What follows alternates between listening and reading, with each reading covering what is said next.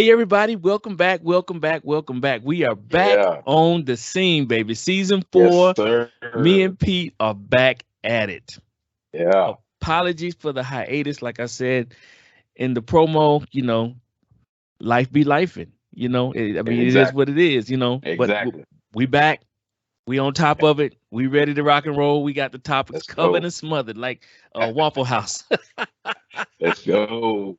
So we are back at it. Pete, let's go ahead, man. Go ahead and get into it. Let's go. All right. As always, our show is brought to you by CBD Consulting. Great leadership equals great results. How are you leading? Great. And also, folks, if there is something specific that you want us to talk about or you want to hear our opinions on, please do not hesitate to contact us at ourvoice360 at gmail.com. That's ourvoice360 at gmail.com. All right. The Let's topics that we're touching go. today, man. Okay. So Pete came up with this topic, and it's been a hot topic for years within our community and our Hmm. HBCUs, and that is basically the money that is owed to the HBCUs by the various states in the United States. Obviously, it appears that um, HBCUs are not getting the money that's owed to them, and it goes back 30 years, and we're looking at Right. to the tune of about $13 billion. This is what the White House says. This is money that we've missed out on going back at least 30 years, Right. and the Biden administration has finally pulled the rug back and exposed all of the states that um, are responsible for not, Right. allowing that money to trickle down to the HBCUs. Now, there Right. are two types of schools. There's land grant PWI schools, predominantly white institution schools like your Hmm. Auburns, your Floridas, your Georgias, and things of that nature. And then there are your Right. land grant HBCUs, like your FAMU, your Hmm. Claflin, your North Carolina A&T, your Alabama State, things of that nature. Now, the PWI institutes have been getting their money uh, Hmm. very promptly every year. It is the HBCUs that either get it very late or not even at all. Hmm. Am I right, Pete? Home. You Yeah. are, yeah, yeah. Okay. You are We're exactly not right, getting sir. it at Yes, sir. all. And now, Yes, finally, sir. the Biden administration has finally pulled the rug back and targeted the actual states that are um, responsible or have not been doing what they're supposed to be doing. Um, Let me put yeah. a Yeah. Yeah. Go pause ahead. in that Mm-hmm. Mm-hmm. because we would be remiss to not include the Biden administration as well as cutting the funding to the HBCUs as well. You know, they promised, I can't remember the exact number, but they promised and a number of dollars that they were going to give to HBCUs, and they basically cut that number in half of what they were going to give HBCUs. So Mm-hmm. so this little letter to the governors of these states, we appreciate it. But on your end, as well as the Biden administration, you're lacking as well because of the funding that you promised to HBCUs. You've kind of cut that in half. Mm. So we don't want to just heap praise on them without letting the people know Give what the full they've done as story. well. Correct. Exactly. Give the full Exactly. story. And then some of those states that received these letters from the U.S. Secretary of Education and Agriculture Yes, sir. are Alabama, Arkansas, Florida, Georgia, Kentucky, Louisiana, Maryland, Mississippi, Missouri, Oklahoma, South and North Carolina, Tennessee, Texas, Virginia, and West Virginia. Wow. Yeah. Yeah. Yeah. So yeah. So basically 16 of the 19 land grant HBCUs have been underfunded for the past 30 years. Right. And if I'm not See, mistaken, Pete, in the news recently, when I mean recent, within the past year, right. um, Tennessee State, I think they sued Tennessee, the state of Tennessee, over They this did. money. Right. They Because they did. were like, this Hmm. is long overdue. And I'm glad Exactly. that the black representatives in the House and the Senate for the state Hmm. called the state to the excuse me, called the state to the carpet and was like, Right. where is our money? This money every Hmm. year has been gifted to us.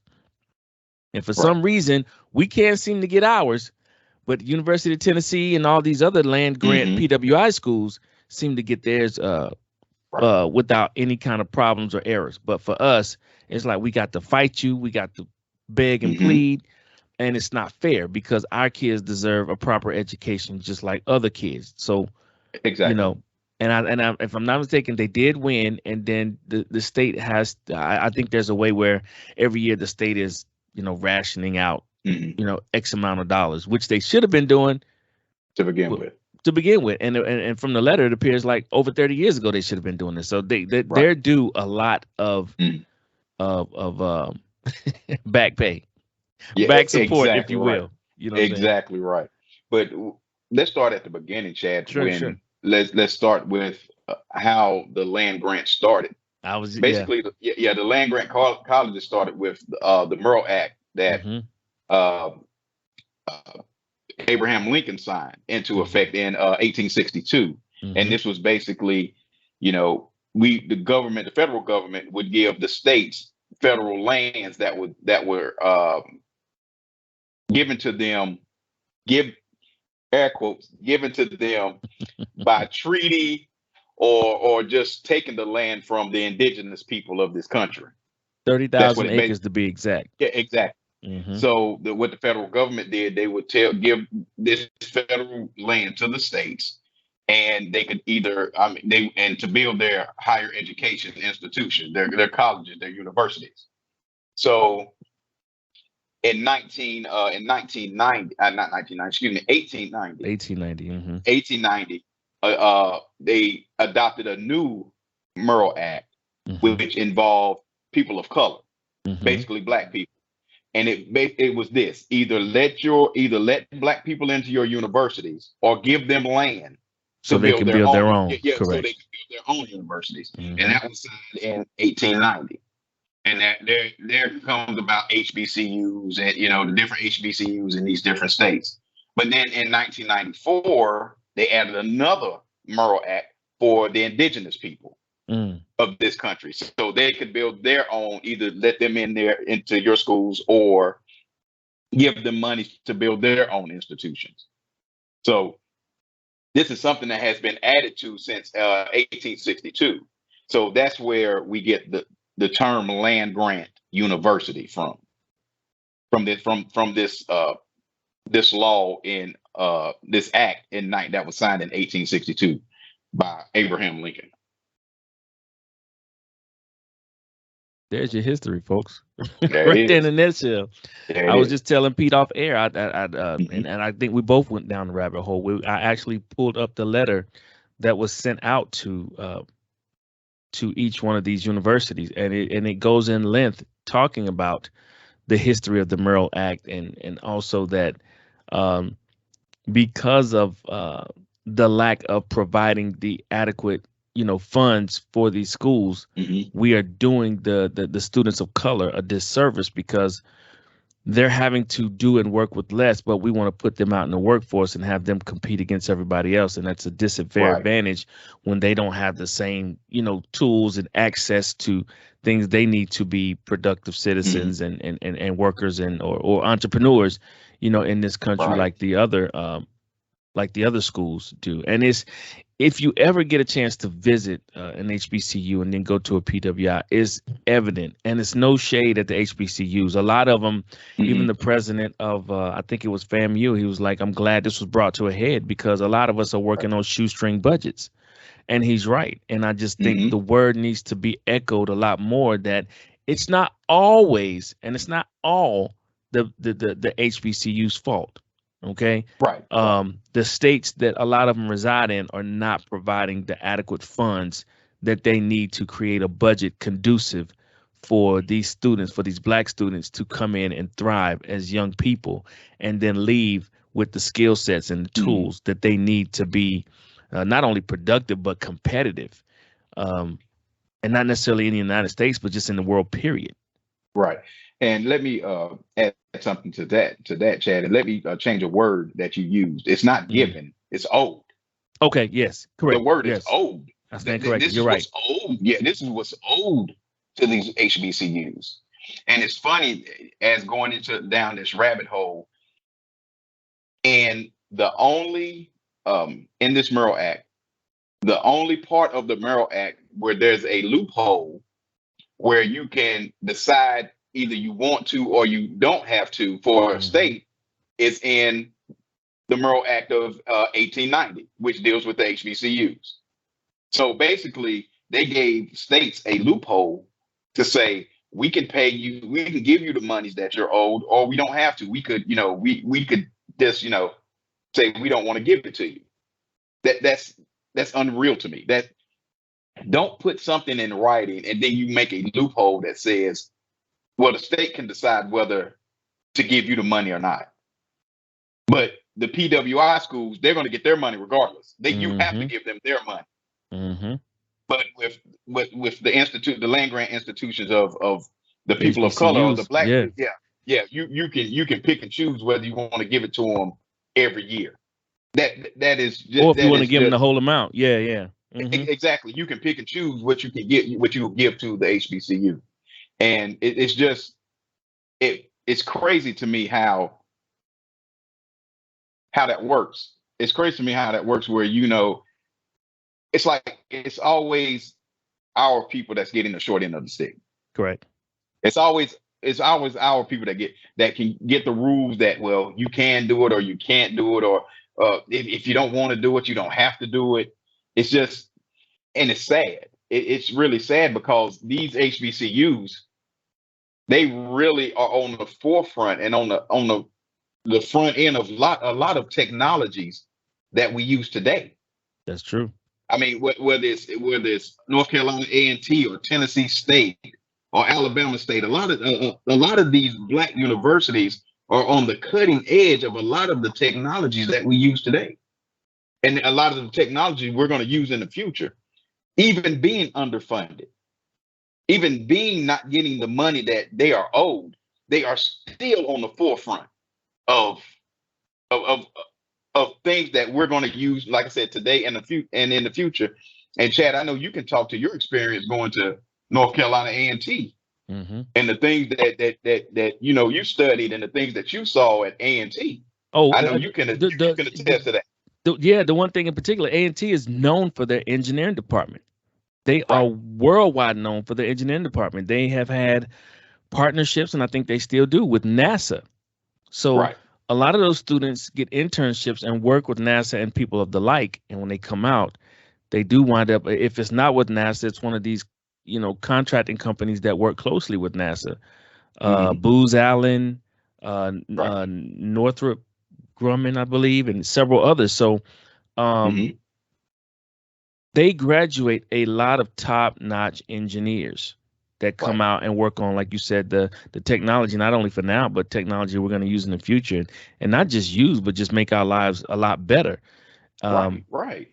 So it would behoove the state to properly give them the funds so that they can even better equip these kids and these departments and these schools, not necessarily with just engineering, but A&T is technological too, a technical school.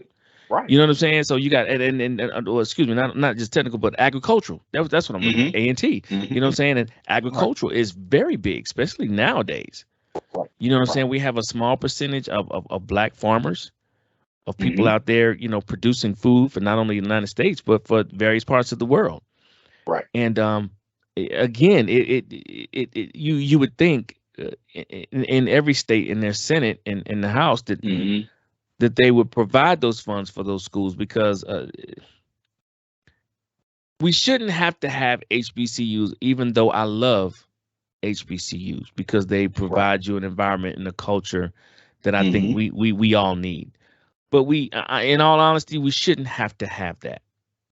And that's shame. That's shame on America for making us have to have separate schools. But that's a whole nother podcast. Right now, we're talking about the money due and owed to these HBCUs, and I'm really hoping and praying that these states will follow suit. And now that it's been brought back out again to the public, for the public to see, now the onus is on us, Peter, citizens, and not just the Black Caucus. But we need to make sure that the Black Caucus is like, yo, this needs to be on top 5 of your agenda list every year.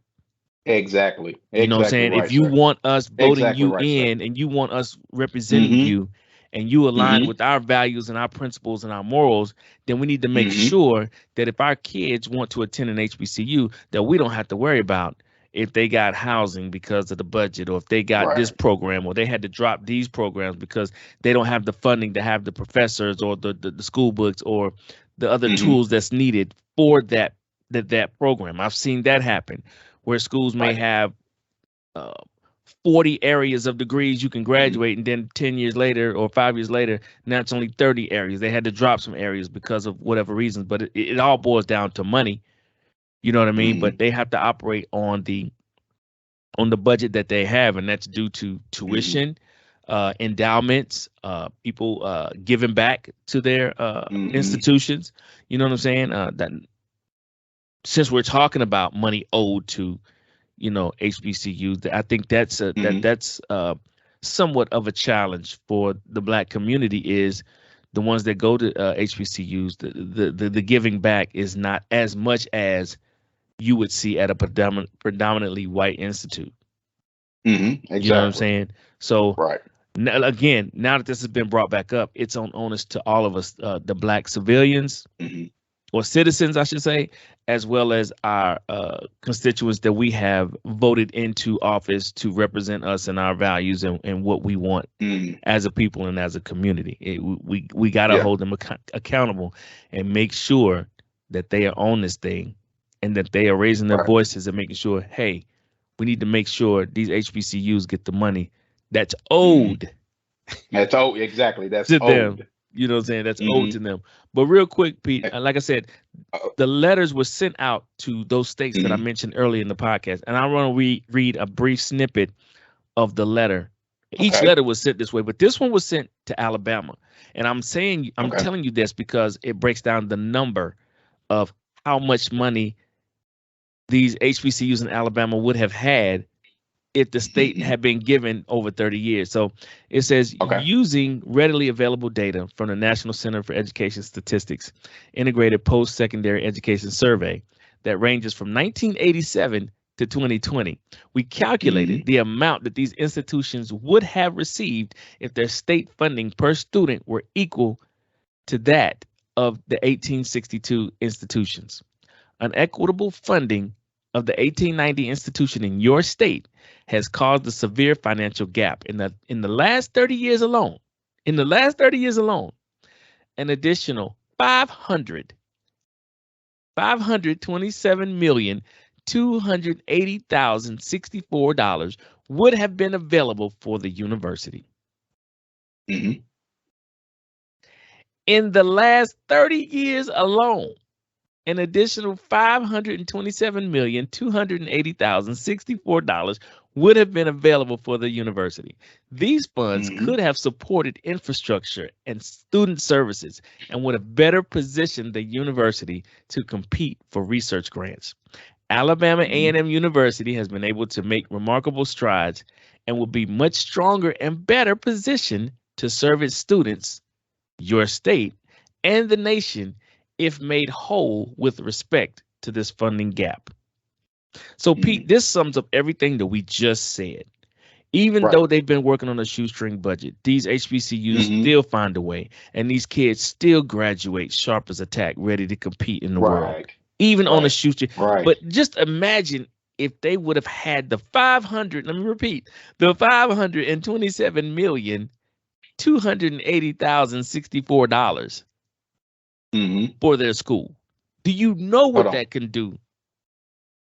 I'm gonna do you one better. I'm gonna give you the whole list from every state. You gave Alabama, I gave you Alabama. so Yeah. yeah. I gave you gave us Alabama. Let me give you the Yeah. rest of the list. Proceed, brother. Arkansas Pine, Arkansas Pine Bluff, $330.9 million. Mm. Florida A&M University, $1.97 billion Is that with a B? in the last 30 a B. As in See, that's boy. why. See, as in boy. See, this is why we need the whole list because it goes way past millions in some of these cases. Florida A&M has been shorted the past 30 years, $1.97 billion. Fort Valley State in Georgia, I know what that is. $630 million. Kentucky State University, $172 million. Southern University and A&M College, $1.1 billion each. Each in the past 30 years. They've missed out on $1.1 billion over just the past 30 years. University of Maryland Eastern Shore, $321 million. Alcorn State, which is in Mississippi, $257 million.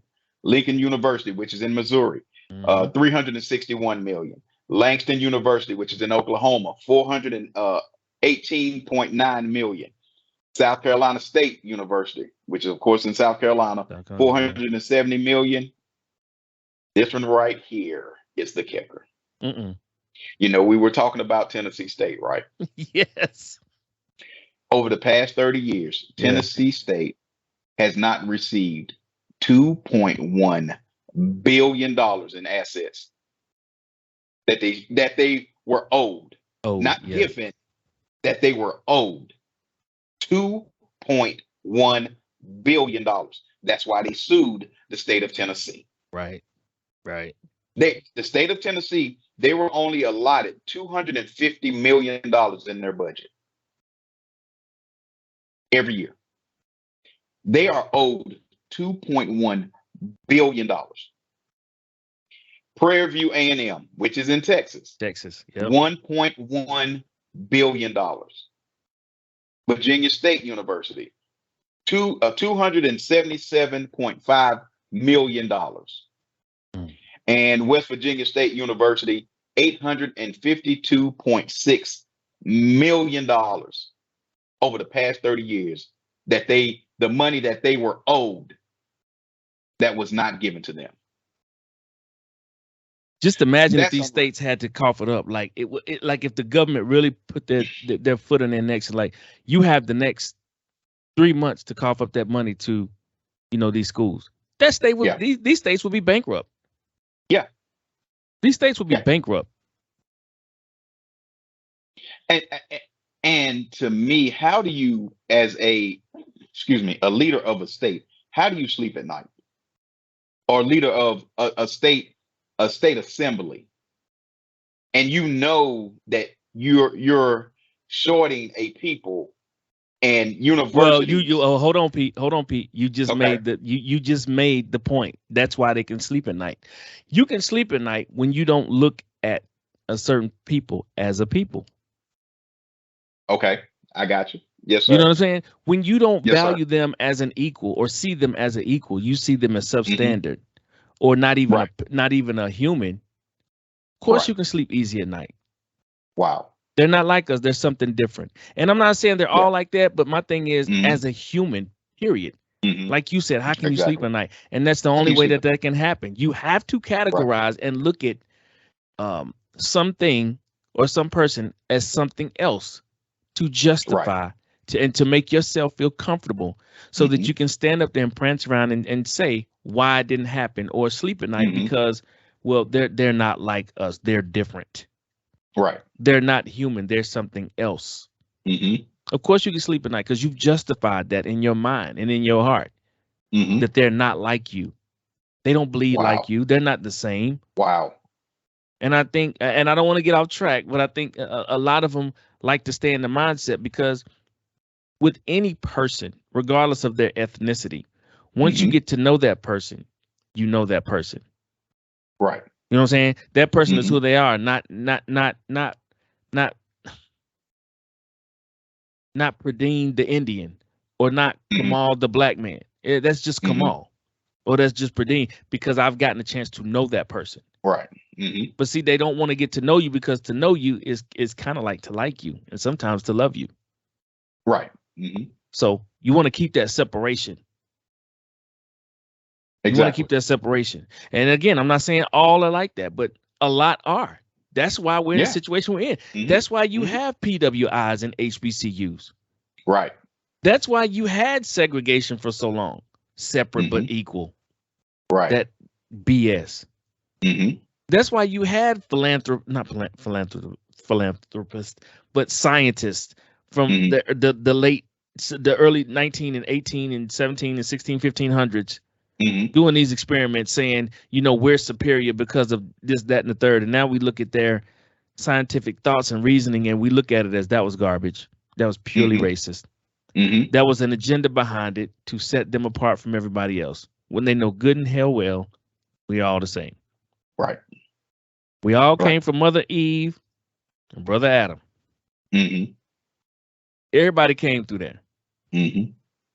Period. And that's a whole nother show that could. It is. But my girl, my girl Jane Elliott, I know you know about Jane Elliott. Oh yes, sir. Yes, sir. She to me she said something and it was so funny. And we gonna move on to the next topic. We don't want to get too far off.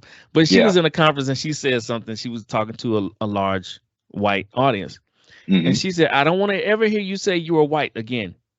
That's 1,500 racial talk. I'm for lack of a better word. I can't remember exactly what she said, but she was like, Mhm. it was racist when they labeled us black, white, or Caucasian Mhm. Negro. That was all for a racist agenda. Mhm. She said, white folks, you are nothing more than faded black. Mm. Mm. Ow. She said, you are Ouch. faded black. You are not white. You are faded black. Right. We all came Right. from the black woman, Eve, Mhm. from, she said, 200,000, 400,000 years ago. She said, we all came Mhm. from a black woman. Yep. She said, I don't care how you slice and dice it. I don't Yep. care how you take it or perceive it. She said, I'm telling you Mhm. facts. She said, this is not indoctrination. She said, that's the educational system in the United States, indoctrination. She said, I Mhm. am an educator. Mhm. I am to educate you and free you out of your Right. ignorance. You Right. all came from a black woman. So the next time you see a black woman, you say, hey, sister. Mhm. Exactly. But Exactly right, sir. it was quiet in Mhm. there. It was so Yeah. quiet in there. But like I Mhm. said, I don't want to get off track. But these HBCUs, I'm hoping again. Let me recap. I want to make sure Mhm. that now people that hear this podcast and other black citizens, white as well, we need you as well. Hold the black constituents and white constituents accountable, and make Exactly. sure that they are echoing the sentiments of these HBCUs and their Mhm. funding get Yeah. received immediately. Yeah. Immediately, because a lot of these HBCUs, they need that money, man. They Yeah. need that That's not even money. that's not even a question. They Yeah, definitely right. need the money. Yeah. That's not a question. Yeah. They definitely need the money. I And mean. the way they, for lack of a better phrase, the way they turn water into wine every year, dealing with these shoestring budgets, Mhm. is a miracle. It's amazing. Yeah. It's amazing. But that's in our DNA though. That's in our DNA. That's We true. we we have been through every struggle on earth. And this is Resilient. yeah, and this is no different than any other situation the black man, woman, and child has been through. I Whether it will have to be agree. whether it be being on those slave ships Mm-hmm. or The slavery, plantation. or Mm-hmm. the chattel slavery, or I mean Jim Crow, Mm-hmm. redlining, whatever the case may be, we persevere. So Always. so again, I mean, it's nothing new to our people of struggle and how to deal with struggle. So even in the situation of being basically underfunded and your monies that's owed to you not given to you, our people still make it happen. Mm-hmm. We still make it happen because that's how we were built. That's how we were built. That's in our DNA. No Right. matter what you say, you can't say our people are not resilient. You True. you you you will Facts. never be able to say that. So That is so so true. again, I like you said, Chad. I hope that people who hear this and see this, I hope that we are giving you some nuggets of knowledge that and things that you may have not heard about or are not privy of. Right. That's what we're here for. And so now you have that information. What are we going to do with it? Mm-hmm. What are we going to do with the information that we have now or you just heard? Right. Again, Chad, like you said, we have to hold these people's feet to the fire. We have to. We We have have to. to. Because And otherwise, there's no sense in us complaining. exactly. Exactly. Exactly No right, sense sir. in us complaining. But Pete, we're gonna move on to the next topic, man. This is Right. this is this is I Sounds ain't gonna say good. it's near and dear, but I'm excited about it. Let me say that because I think Mm-hmm. people are in uproar negatively for the wrong reasons. Mm-hmm. You know what I'm saying? And what we're talking about, folks, is the prime effect. We're talking about Deion Sanders, aka Prime Time, how he has taken over Colorado University and is working on turning it into a force to be reckoned with. And he's already on a great path in less than a year's time. Mm-hmm. Uh, Now let's be clear. Deion started coaching middle school, or younger than that, if I'm not mistaken. Middle school, high school, Mm-hmm. college, and now he's Colorado. So he has gone through the ranks. For those of you who do not know, Mm-hmm. um, I don't want you to hate the man until you understand his progress and his process. Mm-hmm. Because a lot of you are seeing him for the first time, and you have your negative connotations about him, but there's really there's really nothing to be negative to him about, in my opinion. You know Right. what I'm saying? I mean, he made a great point the other day. He was like, my kids are not cocky, they're confident, and I push that Mm-hmm. in them every day. Mm-hmm. Do you think I'm going to lead a team out here and say I hope we win? No, it starts at the Right. top. If Right. I believe it, I need you to believe it. And that's what we Right. coach and teach every day. He is Mm-hmm. a Hall of Famer. He is one of few people that you can count on one hand who have played two professional sports at the Mm-hmm. highest level. Right. This is the only man in American sports history that has played in a World Series and a Super Bowl in the same week, I believe.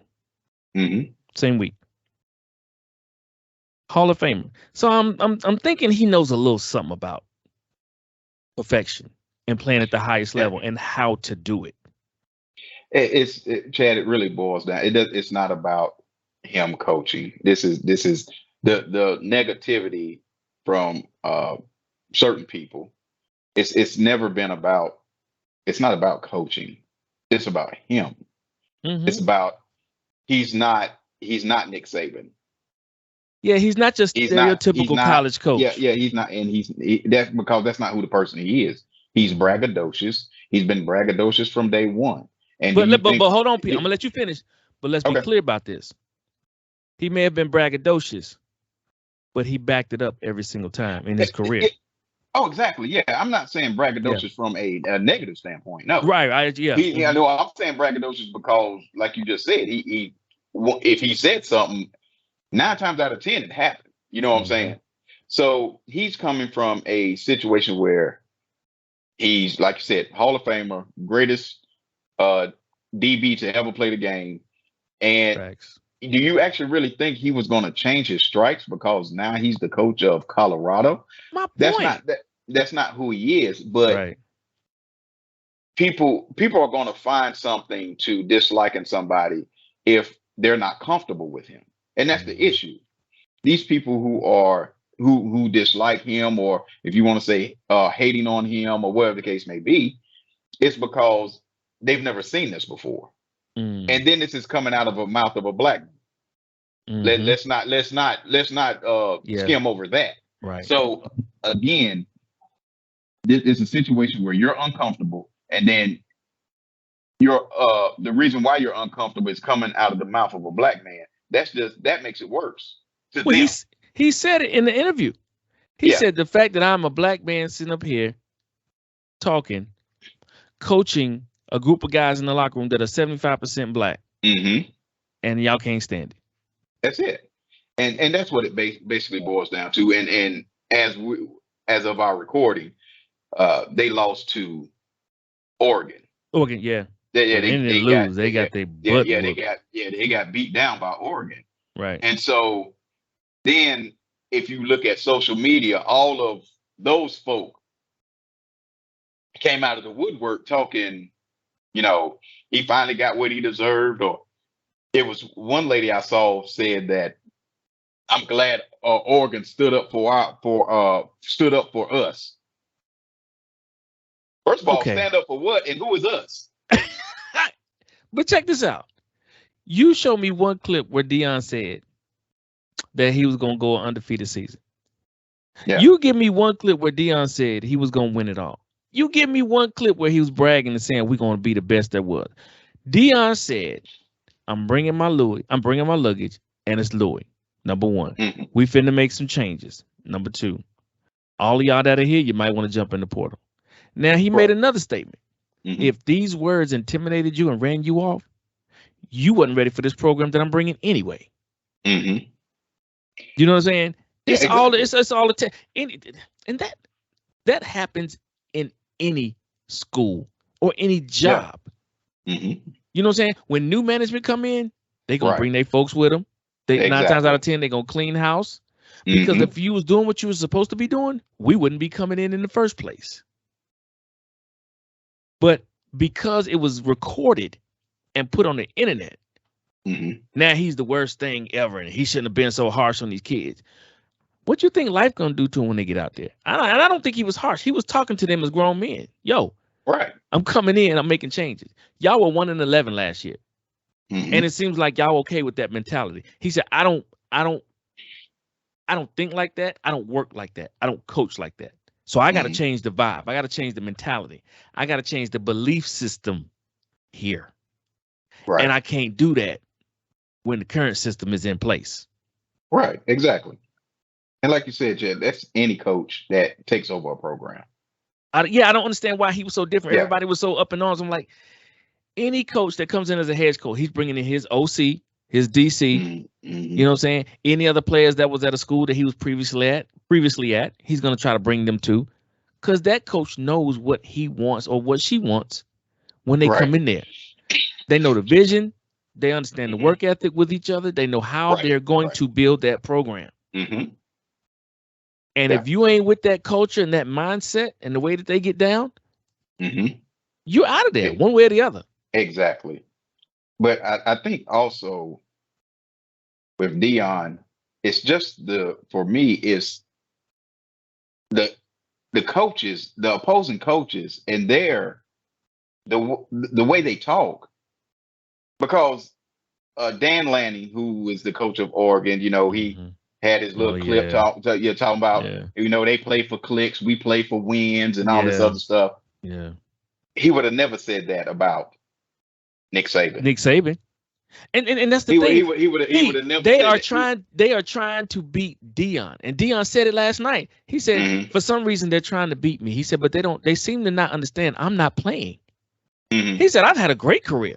I got a gold jacket that nobody can buy. But they're trying to beat me, but I'm not playing. But it comes back to ego, which if I was a coach, I would kind of feel this way too. Because if you interview me, and the first question is you ask me is about the opposing coach and how do you think he's doing, I'm gonna feel some type of way. I'm gonna be honest. I'm gonna feel some type of way. Hold on, you interviewing me? Why you're supposed to be talking about my team? That's what's rubbing these coaches the wrong way. Because they're not getting the shine and the attention. They're not. Yeah, they're being interviewed about Deion. You're not interviewing me about my squad. You're not interviewing me about my team at Oregon or my team at Colorado State or my team at TCU. You're interviewing me to talk about Deion. And I'm like I said, I'm a coach. So I'm gonna be honest. I would feel some type of way for sure. But what I wouldn't do is come out in the media and throw shade and say exactly and say X, Y, and Z about another coach. And it's not just because you would give them bulletin board material, but I respect you as a coach across from me. No matter if they're hyping you up and they say you're the greatest thing since sliced bread or whatever the case may be, I'm not gonna do that. Now I may do it behind, internally, right? Internally, yeah, I may say something internally like that, but I'm not gonna go out of my way in the media and be like, well, my mama taught me that you don't wear shades and a hat when you talk to people, or they playing for likes and clicks and we playing for wins. No, why must I do that? Because if you would say something like that and the camera's present, you doing it for clicks. To be quite honest, and what you don't understand is you still giving that dude publicity by putting his name in your mouth. Yeah, and then on top of that, they were 21-point underdogs Mm-hmm. This wasn't something that they weren't going to beat Oregon. So whoever thought, I mean, outside of them, Right. nobody else thought they were going to beat Oregon. They were 21-point underdogs. And What my are we thing, supposed to and my thing was this. I mean, hell, if before the season started, I said if Deion could win 3 to 4 games this year, that's a huge success for Colorado. Exactly. Because you can see his trajectory. You can see where he's going. You know what I'm saying? Nobody's sitting here thinking that he's going to run the table his first year. No. Nobody's that naive. You know what I'm saying? Except, like you said, for the coaches and those players on their team. They got to buy into that because that's how they're going to get better. Right. You know what I'm saying? So I agree with you. These other coaches, yeah, I mean, and I remember when Deion was coaching Jackson State. And some of the reporters were asking him, they were asking him certain questions, and he felt some kind of way. He's like, y'all wouldn't ask Nick Saban that. Right, exactly. Why would you ask me that? And these other coaches should follow suit. If you're interviewing me and you asking me about Prime, why y'all asking me about Prime? Y'all wouldn't do that to Nick Saban. Exactly. I'm gonna feel some type of way. Right. Y'all wouldn't do that to Nick Saban. Give me the same respect. Well, Deion, it's Coach Prime. How you gonna disrespect that man? That man is a coach, a full-fledged coach. He got all the credentials. He graduated. He told you he graduated from Talladega University. But that one reporter, she was trying to say, "You're a no." He said, "No, I'm not." He said, "I thought it was where you graduated from." He said, "Do you know where I graduated?" And the one dude shouted out Talladega University. He said, "See, he did his research. I graduated from Talladega University, which is in Mississippi, I believe." Yeah. Yeah.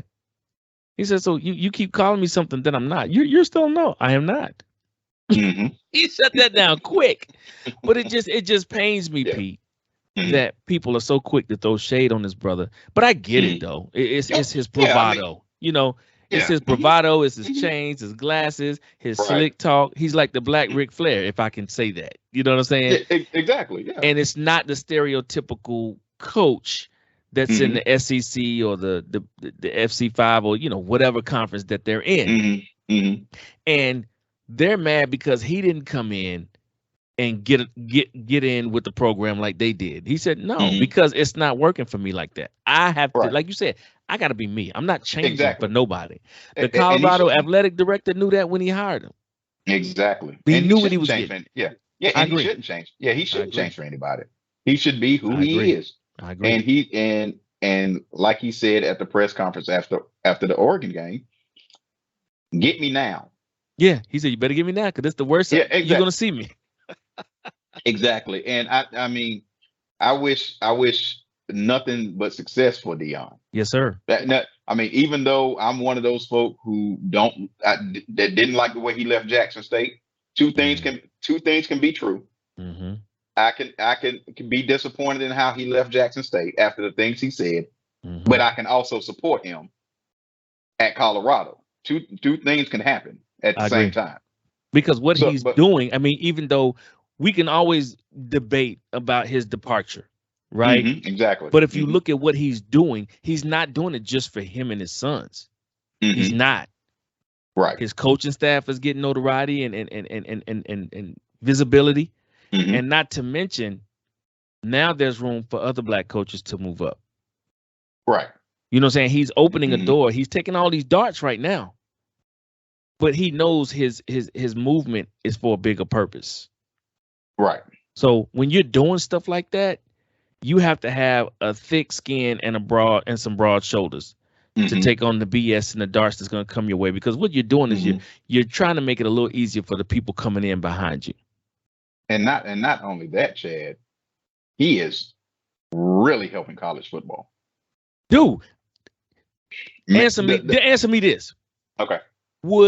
I don't know what the number one, the attendance, I don't know. And number two, how many eyeballs was watching that game. But I can almost guarantee you this.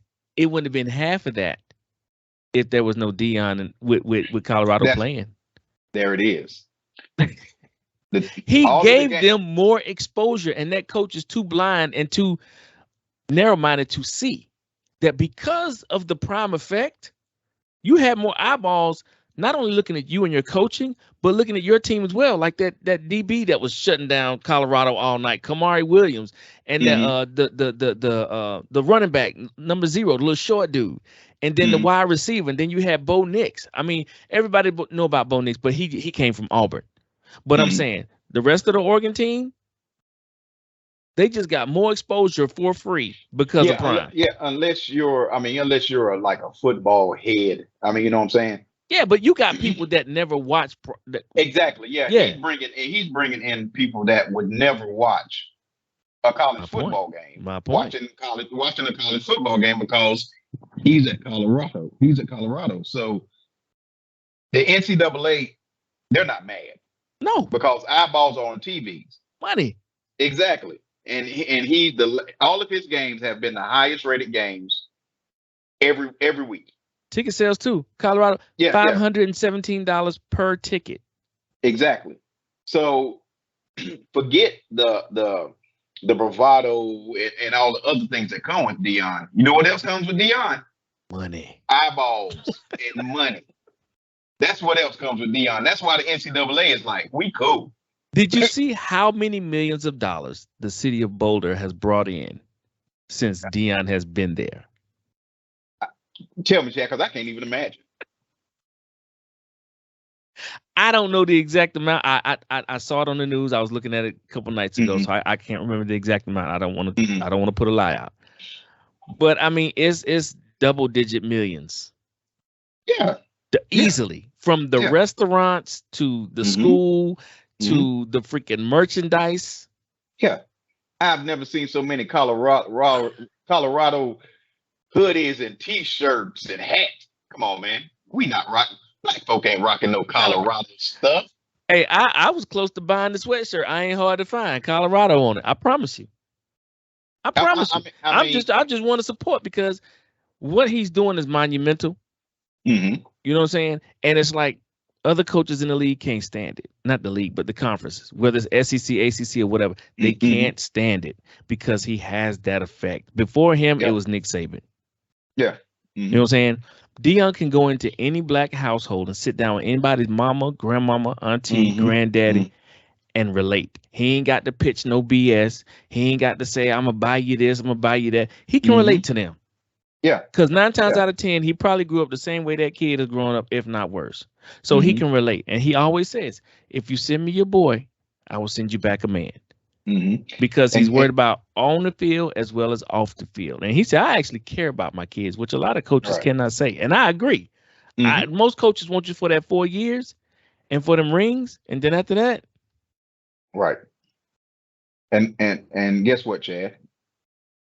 I wonder what's going to be the highest rated football game next week, even with the loss to Oregon. Right. Colorado, USC. No doubt. I guarantee. Colorado, no doubt. USC. Yes, sir. Yes, sir. So, because people, let me see. Deion is a great salesman. He has a way of sucking you in and making you believe, even when it's daggum near impossible. Because the TCU game taught you a lot. Because they should have lost that game. And them boys they were 20+ point underdogs. Yeah. Them boys never quit. They never doubted. They never flinched. Exactly. And they came back and they won that game. So I'm watching just to see if they do get behind this time, if they make the right adjustments and come back.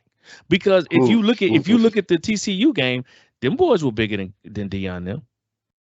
But the difference is, I mean, the O-line and D-line. Yeah, I understand TCU made the championship game last year, but that was what's the word I want to use? That was basically a shot in the dark for them when they went to the national championship game, because you saw what happened to them. They got destroyed. They were not supposed to be there. Yeah, exactly. They were not supposed to be there. But Oregon and USC are different.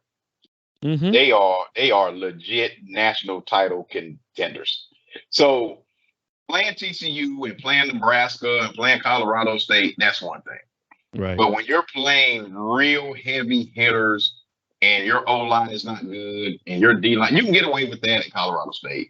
You can get away with that playing Nebraska. You can get away with doing TCU because TCU doesn't have a good defense.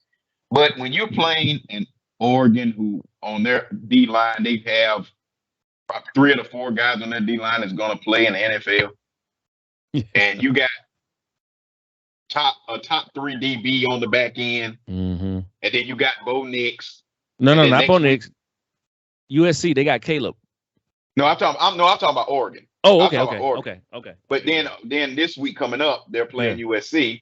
Then you got Caleb Williams, who is the front runner for the Heisman. Mm-hmm. Defense is phenomenal. Offense is really good. Now, they're probably going to be 21, 28 point underdogs again, if not more. If not more, and they probably going to get it put on them again. I'm sure. Which will be their second loss, more than likely. Mm-hmm. But then after that, they have winnable games. They do. I saw the rest of the schedule. They have winnable games. They can win 3 out of the next 5 games after USC. Right. So they could come out into the season 500, which is a huge plus for them. Yeah, from 1-11. Right. Exactly.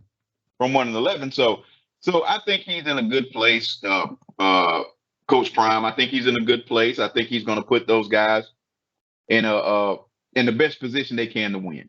Mm-hmm. And then again, going into next year, he's going to have a lot of guys that wasn't even thinking about going to Colorado.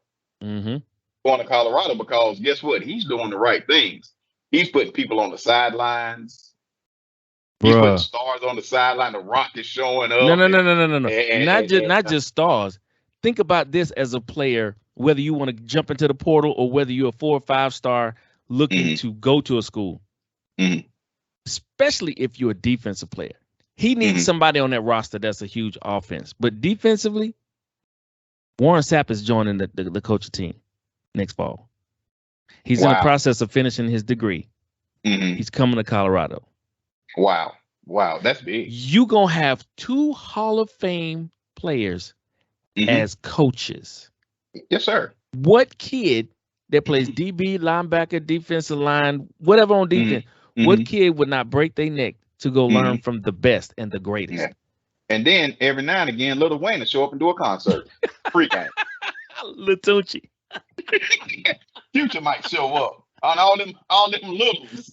Did you see when did you see when Wayne came up there to visit the first time and Prime was showing him the locker room?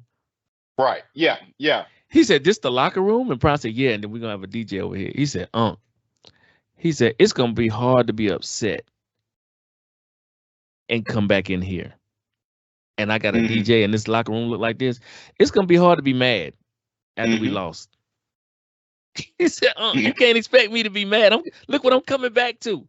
And they panned and showed the locker room and the DJ in the corner. He's like, "If we lost, I wouldn't give a you know what." He said, "This locker room is laid out." Well, go ahead, yeah. So again, he's bringing the culture, he's bringing the experience, the rings, the experience, the jacket. He's bringing everything with him. Everything, to set himself up for the future. And then look who comes through the practices sporadically. That's what I'm saying. If I'm a wide receiver, if I'm a wide receiver, and one practice I look up and Michael Irvin is there. Come on, man. Or if I'm a running back and I see LaDainian Tomlinson coming through. Exactly. So he is doing it. He is setting it up the right way, because a lot of black kids, that's what they're going to be drawn to. Again, I think 2025, the top rated quarterback in 2025 had no thoughts about going to Colorado. Right. How about Colorado's in his top 3 now? Oh, believe it. There was a couple of 4-star recruits that was scheduled to that was scheduled to visit Colorado a month from last week. How about they moved up their visit when Wayne was there? There you go. They moved the visit up. Didn't tell Colorado. Didn't tell nobody. They just came. Yeah. And so this portal is gonna be jumping. Right. And Prime is right. He said, "I'm about 7-8 dogs away from being a contender." He right. He revamped that O-line. He revamped that defensive line. His skill positions, I think he needs some bigger backs. It's no shade with Horn, Yeah. but the Yeah, Horns are wide out. conference you in, he needs to go to a slot or a true wideout. But we need some bigger backs, and we need to revamp that O line. Yeah. Colorado needs to revamp their O line and D line. Yeah, I'm a bandwagon. You are Aggie. That's what you are. You are Aggie. You're not a Buffalo. You are Aggie. I'm a bandwagon buff. But he gets that done. Yeah, he's a contender. Yeah. Oh yeah, for sure. He's put himself in a good position. That's for sure. Yeah. All right, folks, we're gonna move on to the Black Inventor of the Week. I had him up here. Oh, there he is. Okay. The Black Inventor of the Week, his name is Frederick Jones, and he's in charge of creating portable refrigeration. You know, these trucks that carry all the food. So he born in Cincinnati, Ohio in 1893. Frederick McKinley Jones taught himself the ins and outs of mechanical engineering. Okay. Mechanical engineering when he was forced to provide for himself as a young child. He started as a janitor in a garage and eventually learned enough to become foreman of the shop. Jones later moved to Minnesota, where he, after World War I, he taught himself electronic engineering and built many of the first sound systems in local movie theaters. Wow. Yeah. That messed me up right there. I had to read that twice. During this time, he also made the transmitter for the local radio station and developed technology to combine movies with sound. Because, before then, it was just the silent movies. Mm-hmm. So he's instrumental in marrying the sound to the movies. Wow. Seeing this, Joseph Numero hired Jones to improve the film sound equipment his company manufactured. Even after all of this, Jones' most crucial invention was that of portable refrigeration. In 1938, Jones designed an air refrigeration system for trucks and railroad cars, which reduced food spoilage during their transport. Another of Jones' later inventions, portable air refrigeration, would also be named standard equipment to preserve food and blood in World War II. Jones received over 60 patents for the various technologies he created during his lifetime. Again, that brother's name is Frederick Jones. Wow. Yeah. Our people, man. What about him, Pete? Let me see if you remember. Man, we the greatest, man. I was going to see if you remember. Yeah. Our people the greatest, man. You already know. Our people. I mean, great. the things that our people have created, have invented, have done for not only our culture but other cultures, is unmatched. I mean, folk would like you to think that we don't know what we're doing, or we're dumb, or we're this, or we're that, or whatever you want to put on us as Black folk. Do not get it twisted. There's a lot of things that's in your house. We did that, and I mean we by Black folk. Whether you want to believe it or not. Now, whether you want to believe it or not, we did that. It's your call. You're right. Exactly. Right. I mean, how did those pyramids get built? Aliens. You didn't know? Well, my bad. My fault. My fault. The alien did that. My bad. Yeah. Come on, people. That Sphinx got built up there. Okay. All right. Aliens. Yeah. Aliens. Yeah. Yeah. All right. We're gonna move on to the book of the week. Yeah. Pete, you got the book? Oh man, do I have a book?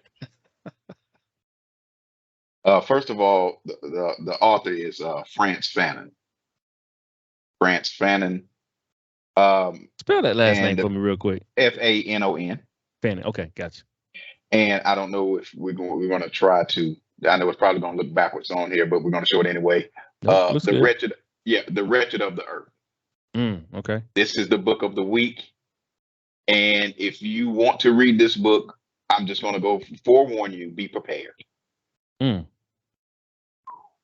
It's a lot of stuff that's in here. You're going to be like, whoa.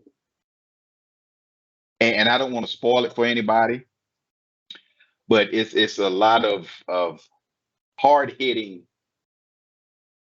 words in this in that book that is going to make you really look at life and look at culture and anti-racism and anti-colonialism in a different light. It's heavy. It's an extremely heavy book. I'm gonna be honest with you. It's one of those books that it's a long book, but it's one of those books that you may have to read twice because it's that heavy. Mm. It's not a nice book.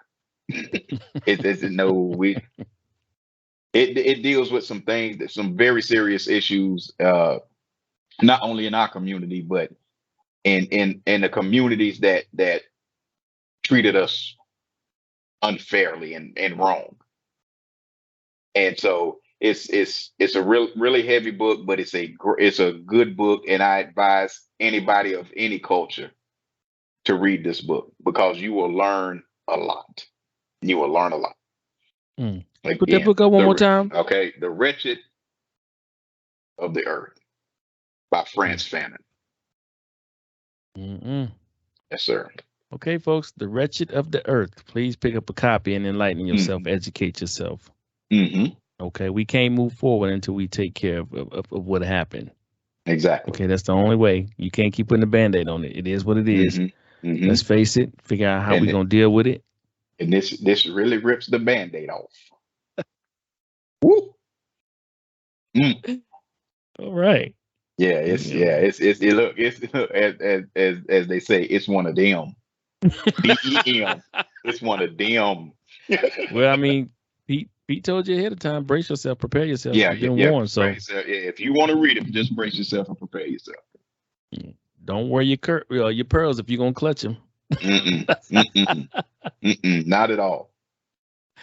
All right, folks, we're going on to the classic album of the week. This is new that we dropped. Yes, sir. This is new that we dropped this time, season 4 here. And so I was so excited to pick the first one because when Pete brought this to my attention, I'm like, yeah, that's dope. I like that idea.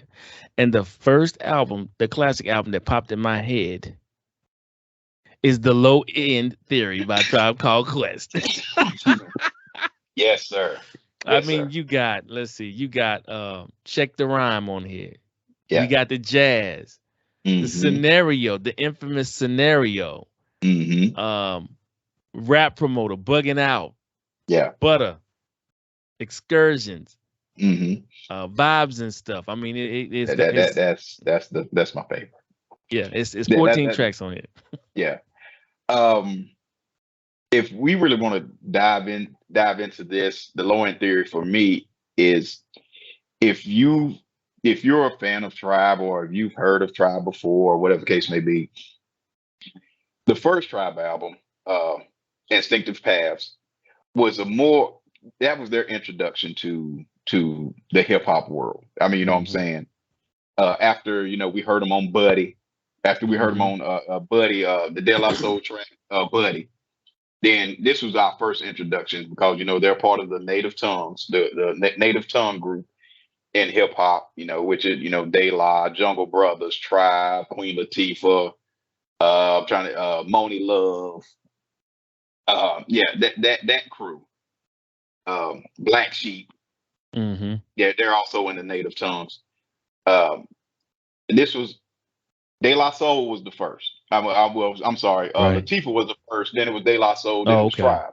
Okay. So when Tribe come in, it was their introduction, and I wouldn't want to say that Instinctive Travels was singy-songy, but it was a great album.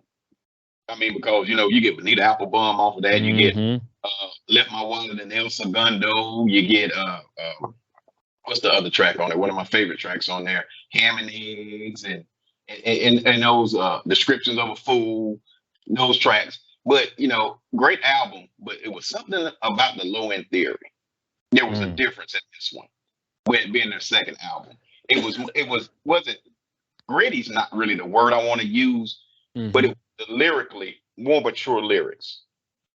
The beats were more like dark. They were not like super dark, but heavier beats than what was on Instinctive. And it kind of threw people for a loop because, we were expecting like another Bonita Applebum.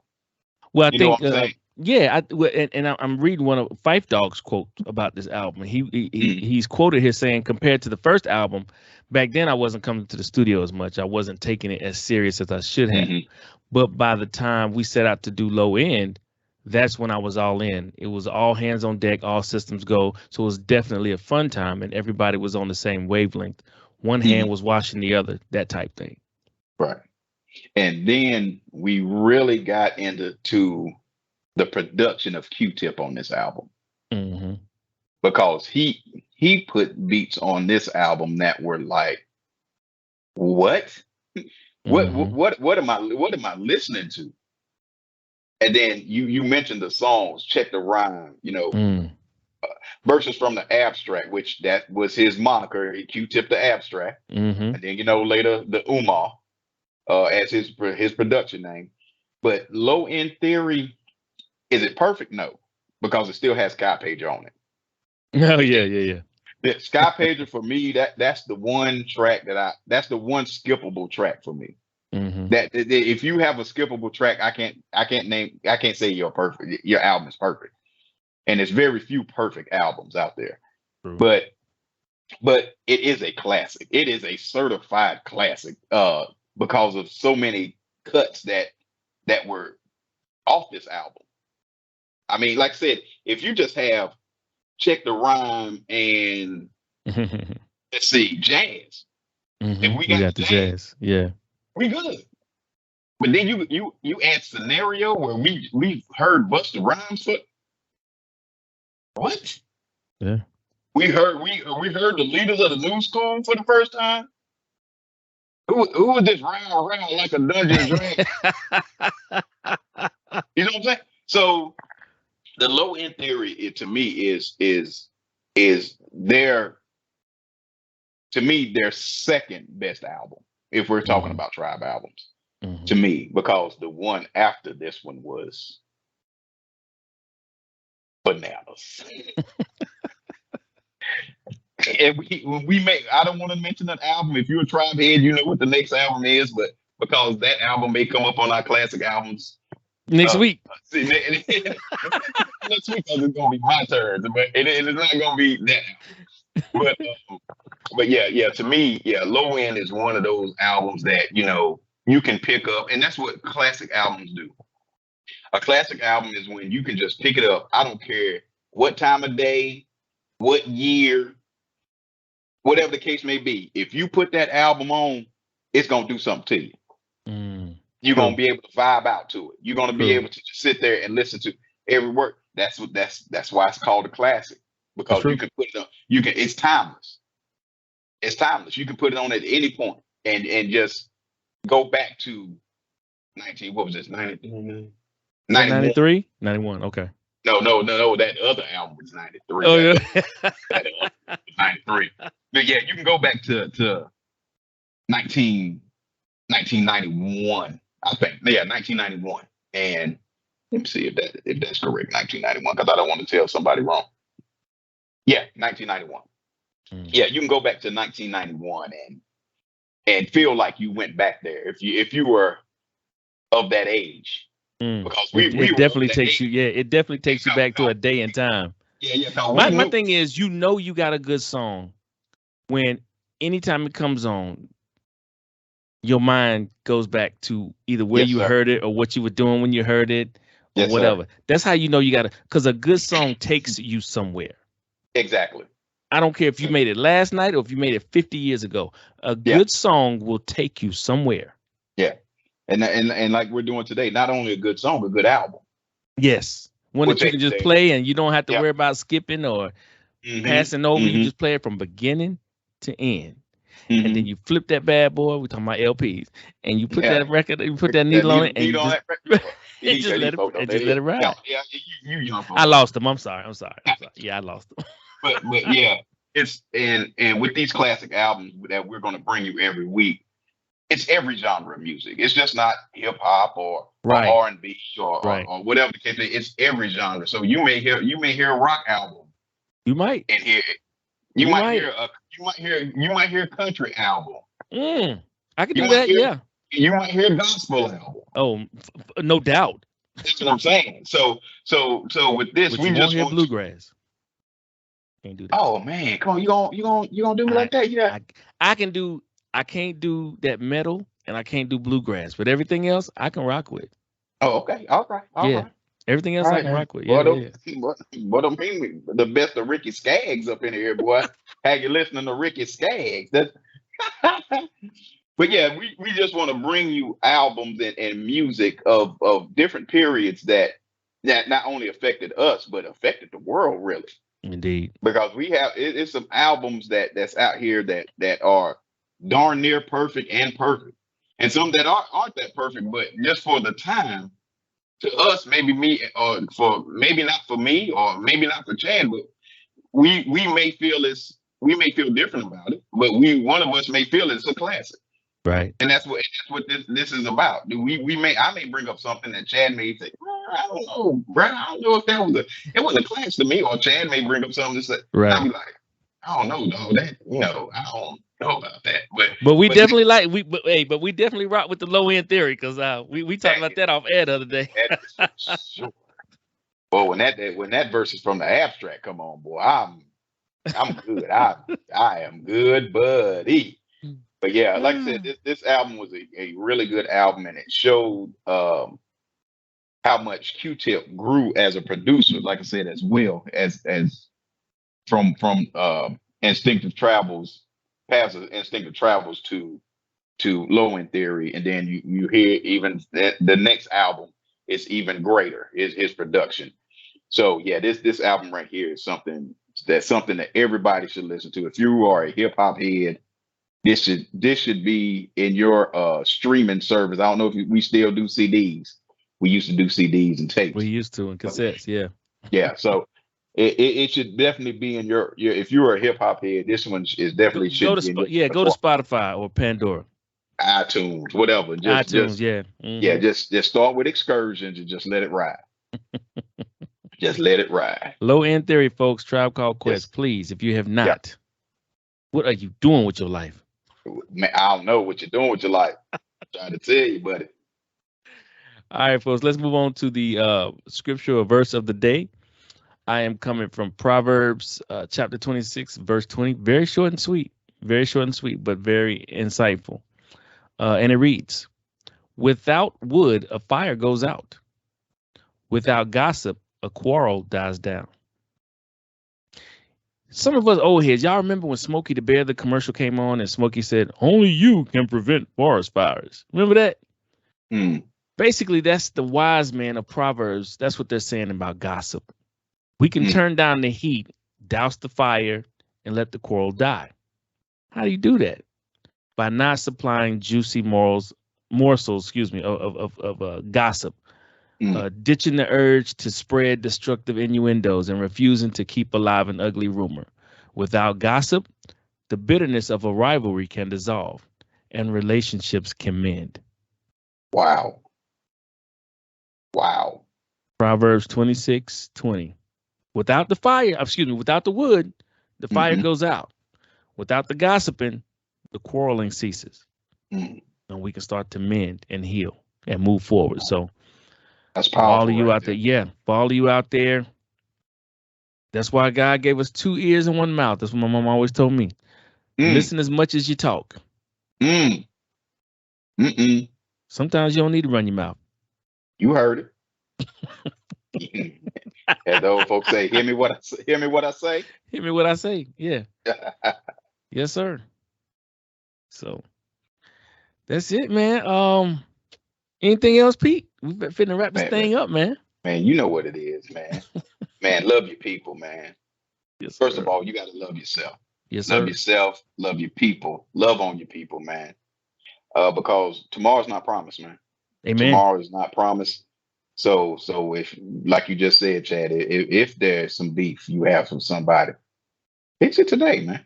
Yeah. Stop the Fix it gossiping today. and the back and forth and right squash now. it. Yeah. Yeah, squash it, man. Love on your Tell you. people, man. Love Indeed. yourself, love on your people, man. That's it. And like I always go ahead. Hold on. And again, our people great, man. Our people are great. Great. Tony the Tiger, great. You better tell him, Pete. You better tell him. I You tell better you. tell him. All right, folks, we're going to end it on the classic Marcus Garvey quote that I love to give everybody. And it says, never forget that intelligence rules the world and ignorance carries the burden. Therefore, remove yourself as far as possible from the ignorance and seek as far as possible to be intelligent. Mm-hmm. All right. Ladies and gentlemen, thank you for joining us for another edition of Our Voice 360, our perspectives, our ways. Be safe, be blessed, and we are out. Peace.